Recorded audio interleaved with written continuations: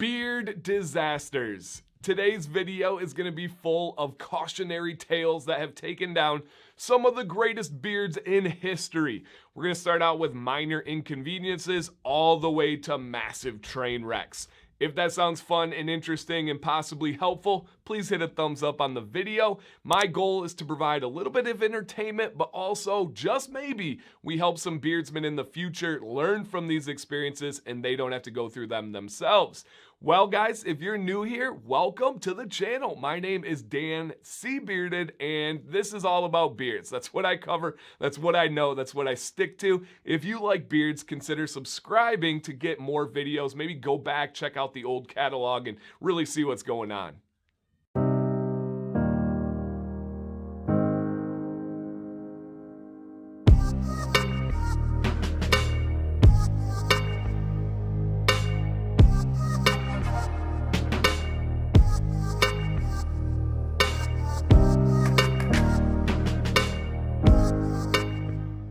We're going to start out with the minor inconveniences. They may hurt a little bit, they may do a little bit of damage, but it's nothing that's going to really wreck your beard. The two that I want to talk about first would be zippers and Velcro.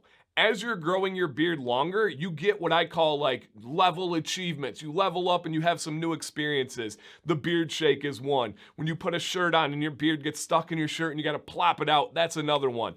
Well, there's something to consider as you're entering a new season. Let's say this is your first winter with a longer beard. You're going to zip up a jacket at some point. You do not want to catch your beard in that zipper. It can be pretty darn painful. The same thing goes for with Velcro. And no matter what the season is, whether you're zipping up a jacket, a sweater, I don't even know if sweaters have zippers. If you're zipping up upperwear that could catch your beard, be careful because that will catch you and you don't realize it. You don't think about it until you really experience it. So make sure you got that beard pushed out. Make sure you're taking the zipper. I like to have my thumb on the other side of the zipper and my finger underneath. Little trick with if you have kids, right? When you're zipping up their pajamas and stuff, have a finger on both sides because then it won't pinch them. So stay away from the Velcro. And even more importantly, right, Velcro, not a lot of guys have Velcro. If you tie your shoes with it, no judgment here. But more commonly, more importantly, stay away from the zippers. In that last segment, I talked about kids, and this one seems perfectly fitting to transition into babies. Babies love to grab beards. If you have had a young baby and a beard of any substance, you know exactly what I'm talking about. And can you blame them, right? If you're holding them and they're facing you, there's this thing just kind of like dangling in their face, tickling them when you go to kiss them. I don't blame them for grabbing it, but it is like an impulse. They can't help it. And at least my babies, they seem like demon childs when it comes to beards. They don't just grab it. They don't just move it out of the way. They grab and yank. They pull. They laugh. They go, ha, ha, ha, ha, ha. And they really try to do some damage. Again, it can hurt, legitimately hurt, and it can mess up your styled beard for the day. And at least with my kids, they got grip strength of like a Greco-Roman wrestler. They take out legit chunks of my beard. I was wrestling with Jax one time and then he came up and he was like, "Oop." And I'm like, dude, come on. I do have one bit of advice other than being aware of it, other than knowing it's going to happen. When you hold a baby, especially a baby that's like, I don't know how far baby terminology goes to, but let's say like 18 months, up until 18 months. I like to hold the babies away from me. When I hold Violet, she is facing that way. If she faces me and is looking at the beard, she fixates on it, she dials in and snatch. But if I hold her away from me, it doesn't usually become a problem unless it's like tickling the top of her head. Then she'll kind of do some of this movement. But other than that, it seems to work out really well. So if you're holding babies, adjust the way you hold them, face them away from the beard. Now we're starting to get a little bit more serious. Watch out for chemicals, things like bleach. I know that may sound obvious, but there are times that you aren't used to having that long beard and you're doing common tasks and it just is different.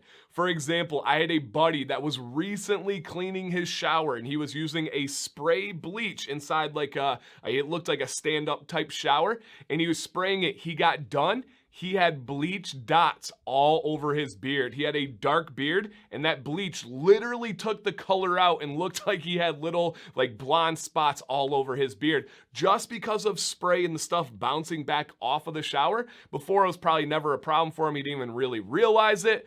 Whew, another one is chlorine. I had another buddy that worked on pools. That's what he did. He worked for a pool company, and essentially they'd go to like country clubs and they'd open their pools up and they'd dump chlorine in there. Well, he took the chlorine cap off, dumped it in, a splashback happened, and got the bottom of his beard. And this was highly concentrated chlorine. I'm not talking about like when you jump into the pool and your beard feels awful. I do have a video on that. Look up Dancy Bearded Chlorine. But this, I'm talking about concentrated chlorine that went back and splashed him on the beard. Whoo, that will do some damage that you don't even realize or think about until it happens to you. Beware.